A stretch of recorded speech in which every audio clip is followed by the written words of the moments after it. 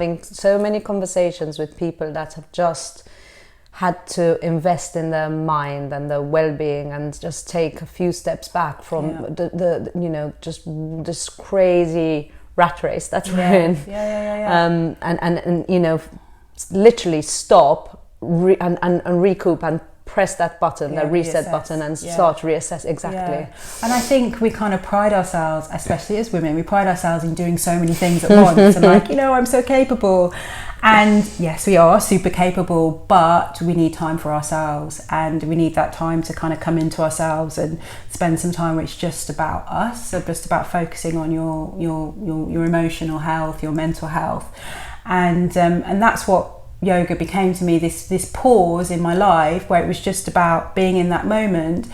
And you know, the yoga, obviously you practice yoga on the mat, but really it's about how you deal. The yoga happens in real life. So, you know, I definitely gradually, you know, was sort of a lot calmer. Changed as a person. That's really interesting you say that, because I suppose I've always gone in and done it, but I've never adapted it to different parts. Maybe in some ways I've adapted it, but unconsciously, not consciously. And it was completely unconscious, and it was not like one day I'm like this frantic person, and I mean I'm quite chilled anyway in a way, and then the next day I'm like this, you know, this guru floating around.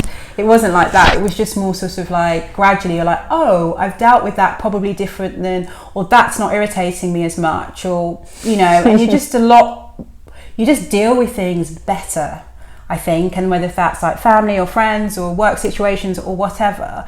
And I could really see that. So when I look back, I was like, oh, that's what it's all about. And as I said, it was quite gradual, but then it became quite obvious. And also it becomes quite addictive. Well, it was for me, like yoga became addictive, but like it's a good addiction, right? Because you're like, you know, your endorphins are kicking, you know, your parasympathetic nervous system is in play, so that's kind of your rest and recovery.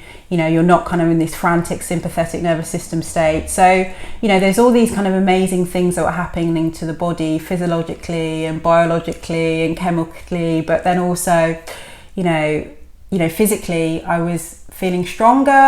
I was feeling going through a transformation. Yeah, exactly. But I wasn't worried so much about, it's weird because I guess I wasn't worried so much about the end result. Yeah. Like just, you know, normally you go and do exercise because you want to look a certain way because you're told that that's the way that you need to look.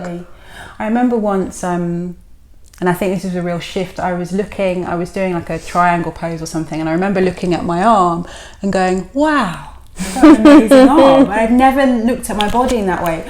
Look at, you know, my body previously and looked at it. The defects. Yeah. What you want to change, what you want to tighten. And don't get me wrong, you know, sometimes I'm like, oh my God, I need to, you know, I've been eating too much, whatever. That's still there, obviously, but it's a lot less. I'm a lot more comfortable in my own skin because it kind of, you know, yoga is a spiritual practice, and people come into it for different reasons, and you don't have to be spiritual or religious or anything like that to practice yoga, but it does have an effect on you in that way.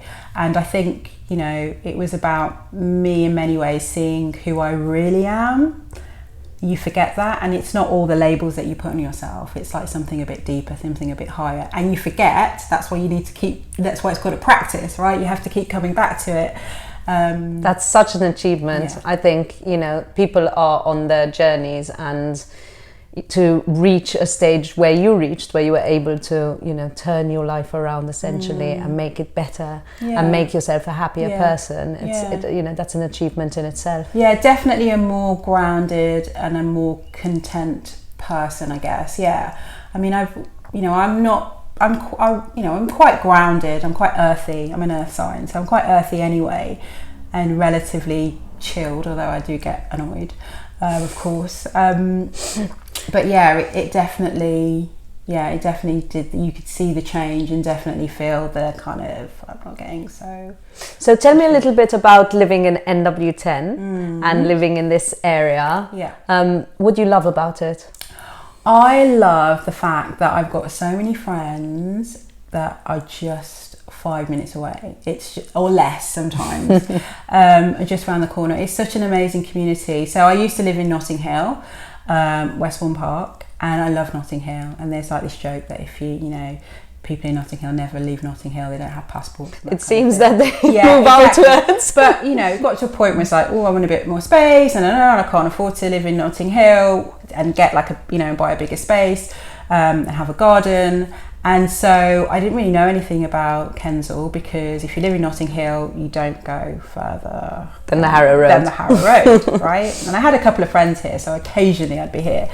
And I was like, well, you know, I'm going to have to look in NW10 maybe. But it's like, how long does it take to get to the Portobello Road? Anyway, I ended up moving, found the flat that I loved, like perfect flat, really liked the street, was very lucky. And you know, not only were a lot more people than I realised that I knew lived here, but then more people started moving here from other parts, Notting Hill. And it's just like this really lovely community. It's such a great community, and it's so something which is quite hard to find. And I've found moving out, because I just did exactly the same journey, funnily enough. Really? Notting Hill out into NW10, and now we're even further out in NW2 because of the house, the garden, Gladstone Park. But it is a gradual journey. But I think this you know, this part of Northwest London, the Northwest 2, Northwest 10, there's just such a sense of community. Absolutely. And you know, you get friends, and you just start having your local hangouts. Yeah, and we made friends, which isn't often happens, especially in London, where you actually meet people, start chatting. I love it because, you know, I walk out, I have a dog, so I walk outside, go for a walk with the dog. There's like needs to be about 4 or 5 people I know, you know, whether if it's like my dentist or, you know, the guy that runs the corner shop or whoever, or friends, and it's just that real sense of belonging. Yes, it's that really, sense really of nice. home. Yeah, a sense of home. Yeah.